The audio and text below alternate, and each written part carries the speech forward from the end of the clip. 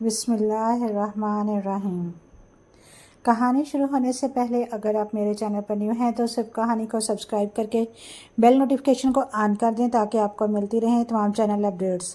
کہانی پسند آنے پر ویڈیو کو لائک اور شیئر ضرور کیجیے۔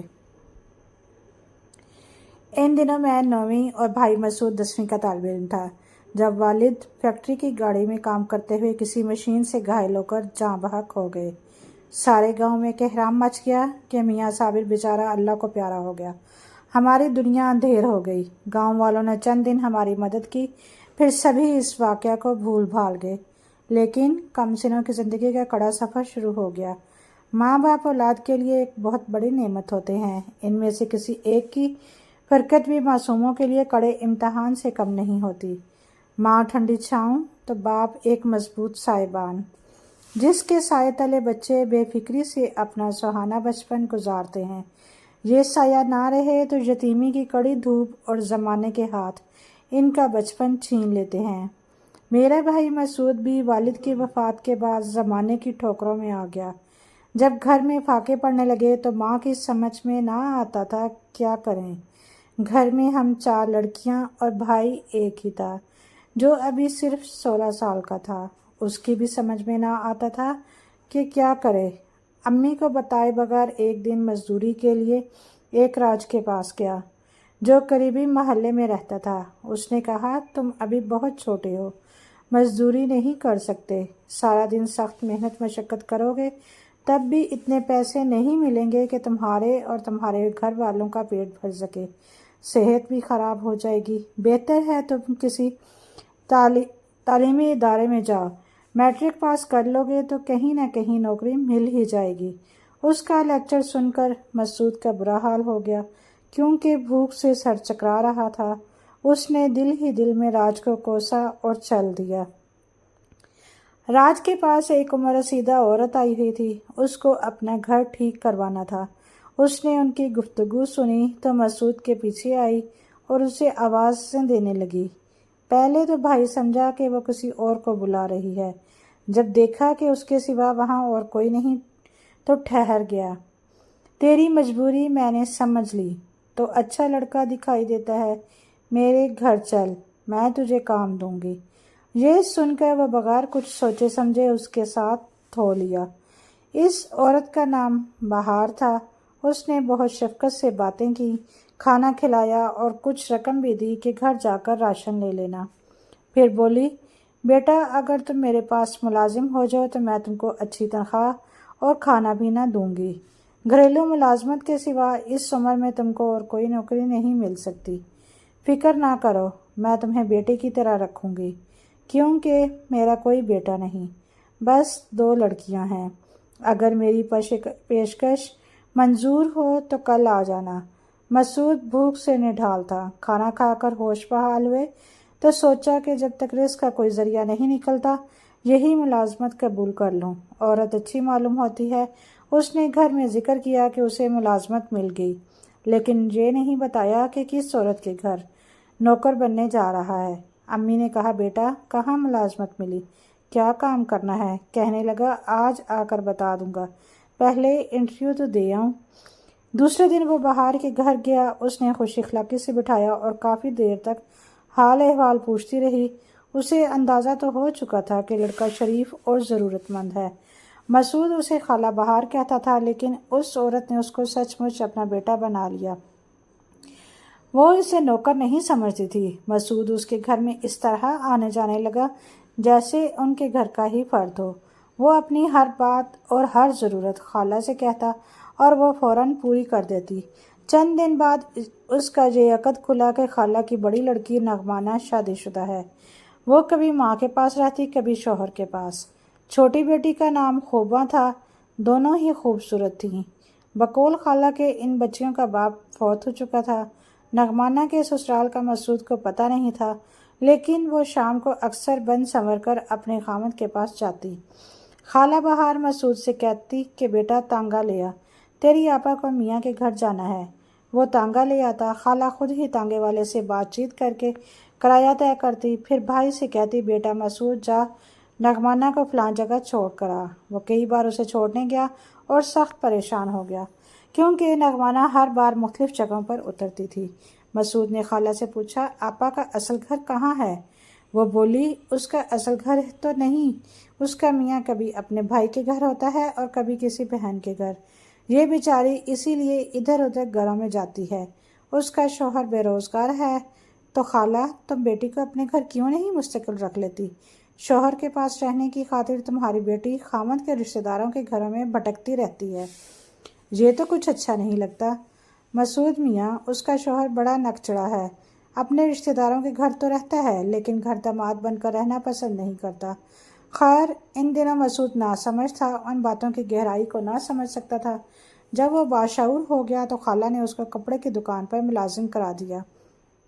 کہا کہ یہ دکاندار میرا واقف ہے، تمہارا کافی وقت میرے پاس گھریلو کاموں میں ضائع ہو گیا، اب تم اپنے لیے وقت نکالو، دکان سے 4 بجے فارغ ہو کر میٹرک کے امتحان کی پرائیویٹ تیاری کرو۔ مسعود کو دکان سے اچھی تنخواہ ملنے لگی، وہ 4 بجے فارغ ہوتا، سیدھا خالہ کے گھر چلا جاتا۔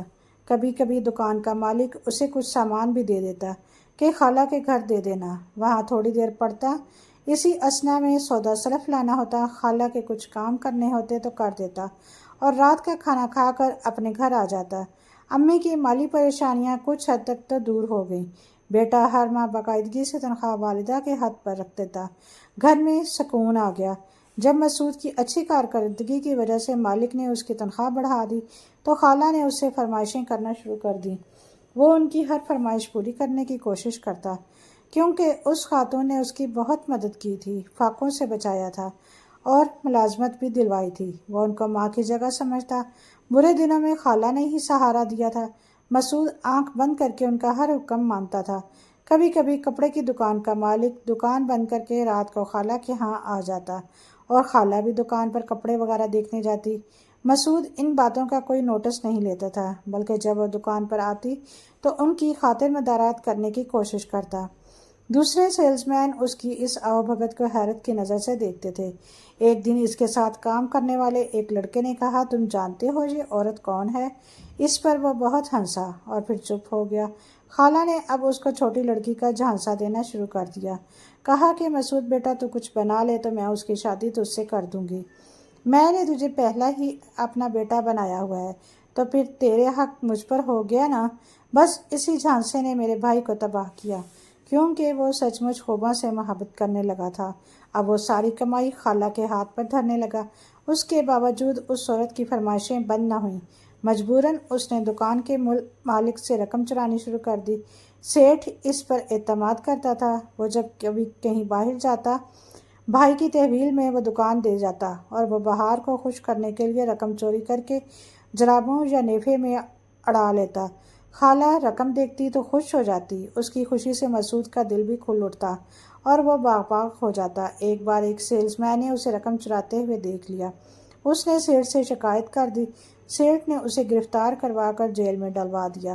اب بھی خالہ کا اثر و رسوخ کام آیا۔ اس کی ایک پولیس افسر سے جان پہچان تھی، وہ مسعود کو چھڑا لائی۔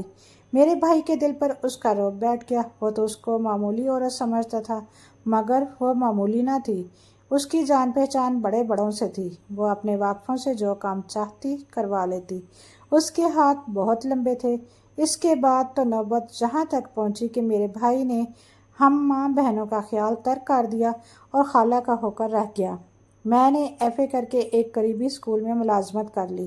امی جان لوگوں کے کپڑے سینے لگیں، یوں گھر کا خرچہ ہم خود گھسیٹنے لگے، جبکہ مسعود اپنی خونی رشتہ داروں سے بے نیاز ہو چکا تھا۔ کبھی آ بھی جاتا تو بھولے بھٹکے، امی اس کو کچھ نہ کہتی کہ کہیں یہ بالکل ہی گھر والوں سے ناتا ختم نہ کر دے۔ ایک بار مسعود کو ٹھنڈ لگ گئی اور کھانسی سے برا حال ہو گیا تو بہار نے اسے تھوڑی سی دوا دی۔ اس کے بعد اکثر وہ اس کو یہ دوا دیتی، اس کو سرور آ جاتا، یوں وہ رفتہ رفتہ وہ نشے کا عادی ہو گیا۔ اب وہ کہتا کہ خالہ خوباں کا رشتہ مجھ سے کب کرو گی؟ تمہارے پاس کیا ہے؟ کچھ زیادہ کماؤ، ذاتی مکان بناؤ، پھر تم کو بیٹی دوں گی۔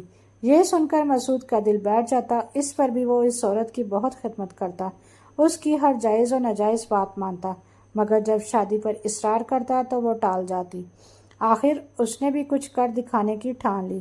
جیل میں اس کی ملاقات ایک شخص سے ہوئی۔ وہ عادی چور تھے غالب خان تھا۔ ایک دن اس نے غالب کا ٹھکانہ جا ڈھونڈا اور اپنی مجبوری بتائی تو اس نے مسعود کو اپنے ساتھ شامل کر لیا۔ اس کا ایک اور ساتھی تھا۔ اب یہ تینوں مل کر چوریاں کرتے اور مسعود اپنے حصے کا مال لا کر خالہ کے قدموں میں رکھ دیتا کہ اب تو خوش ہوگی اور خوباں کا رشتہ اس کو دے گی۔ مگر اس عورت کی ہوش اس کی پٹاری بھرتی نہ تھی۔ وہ جس قدر پیسہ لا کر دیتا یہ خاتون ہضم کر لیتی، پھر وہی بات دہراتی کہ جب تک کچھ بنا نہ لوگے میں کیسے اپنی بیٹی کا ہاتھ تمہارے ہاتھ میں تھما دوں۔ اب مسعود ان باتوں سے تنگ آ گیا۔ اتفاق سے انہی دنوں ان کا ایک ساتھی پکڑا گیا۔ اس کی مخبری پر پولیس میرے بھائی اور اس کے ساتھی کو گرفتار کر کے لے گئی۔ وہ 6 ماہ جیل میں رہا۔ غالب کے ایک بڑے ذمہ دار سے مراسم تھے جس نے ان دونوں کی گلوخاسی کرائی۔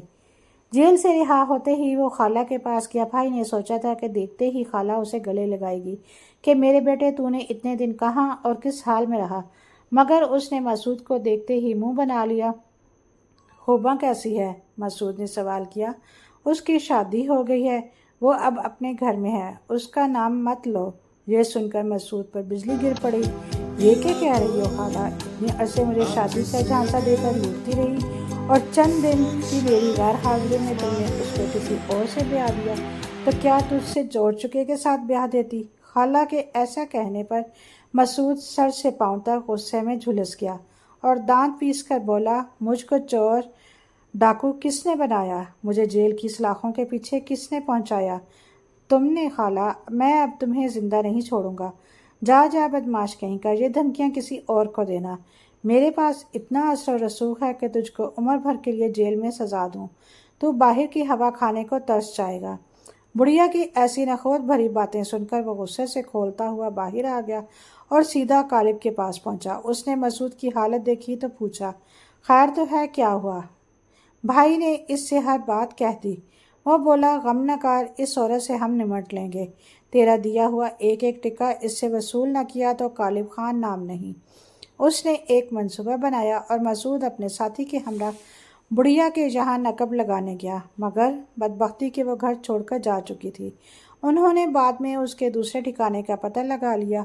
خالہ بہار نے اپنی چھوٹی لڑکی کی شادی ایک امیر آدمی سے کر دی اور خود بھی اس کے ساتھ کوٹھی میں منتقل ہو گئی۔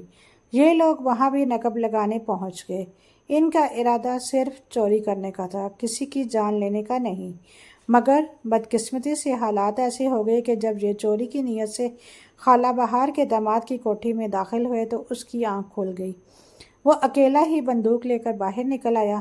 وہ اکیلا تھا اور یہ 3، وہ ان کے تیسرے ساتھی کو نہ دیکھ سکا۔ مسعود اور غالب تو ہاتھ اوپر کر کے سامنے کھڑے تھے۔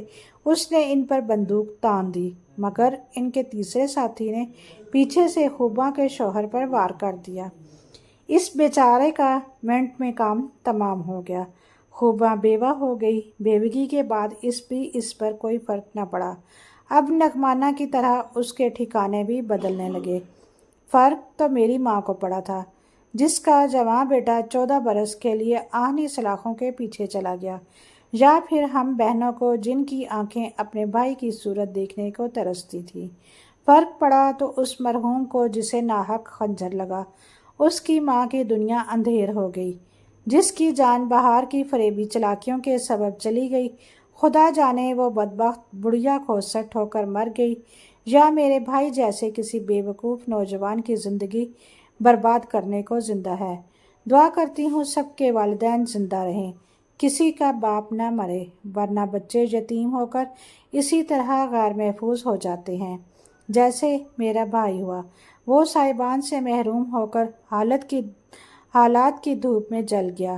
اگر آپ کو میری یہ آج کی ویڈیو اچھی لگی ہو تو پلیز لائک اور شیئر کیجیے۔